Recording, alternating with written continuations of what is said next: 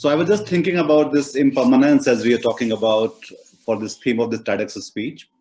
And I was also looking at loads of, the kind of disruptions and steep transitions 2020 has brought to all of us, students who are doing this conference through online, on Zoom, people who are writing exams online and, working around all their plans for internships and all of that has been disrupted. Then there are lots of people working from home and, there's so many people getting sick and so many people are not holding on to life. COVID, to my mind, has really invoked a bit of a tiny Buddha in all of us. The way he was wondering and asking questions around death and disease and pain. And so are we doing it this year, because this has, been an extraordinary number of people are dying and people are in pain and people are desperate to kind of find solutions and find hospitals, find hospital beds and trying to fight death and all of that. So it has led to, loads of this need to reflect and also about look at life and death and sense of impermanence and permanence differently. Till last night, some 15 lakh 30,000 people had died in the world by COVID. Now that's a huge number. So as one of the things which I can always talk about in newsroom is looking at the data and the numbers, which are pretty impersonal that way. They are just abstract, but then they also have people and faces, and they also are they also have families, and then they all have human stories. And when we start looking at them, then then it brings lots of fear and helplessness. But then we really see the dynamics of what a disease or a plague or a kind of war does to people. And then there's this sense of helplessness, that we are not controlling we are not in control. We are not controlling the events of our life, and we cannot control the outcomes, and that we don't know how it's going to pan out, that we don't know how to deal with it. And we try to look for reassurances, hope and support and solutions, and then they are slow to come. We look at scientists, we look at doctors, we look at medicine, we look at governments, we look at politicians, we look at gods, we looked at godmen, we look at astrologers.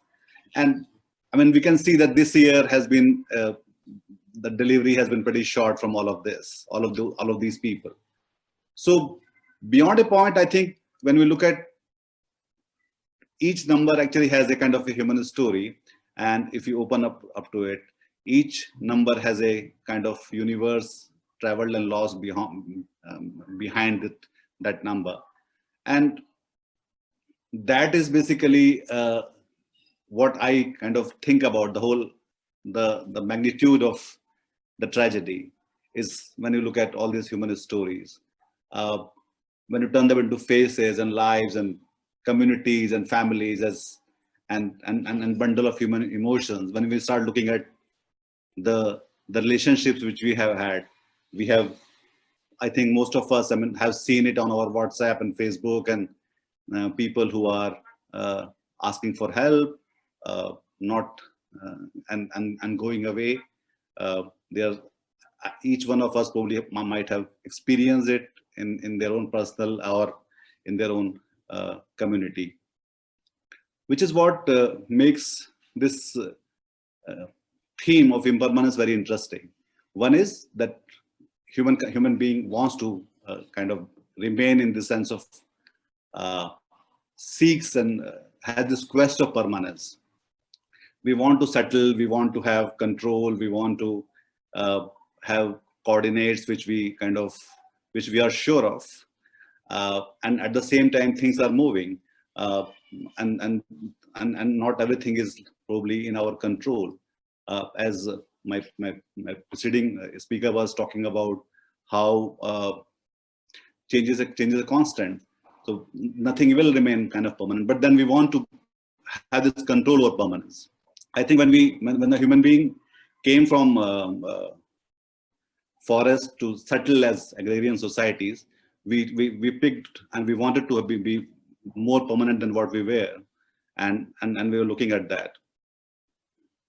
But then in this whole fleeting year of 2020, we are going to have we are looking at this whole thing about death in a different way, and there's something like there's a collective sense of people who are going away, and then we are living it all alone also. There's the personal and the and at a collective level. The other thing is about how time is moving this year. For so many of us, people who are staying safe, staying at home, working from home, socially distanced, the time is like very slow motion. We are not moving out. We are like spending lots of time with us. And people who are moving to, who suffered from disease, or who are, so for them time is like moving very, very fast. So there's a kind of time lapse which is having in this, between permanence and impermanence, the slow-mo time and the fast-forward time happening almost together. Eventually, my question would be that how would you deal with impermanence? And this is what I wanted to kind of speak about on this. So one is that will we run away or from it, or we want to face it? We want to confront it or challenge it, or we want to safeguard and firewall ourselves?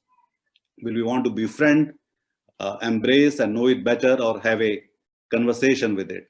In other words, can we navigate through the maze and complexities of impermanence?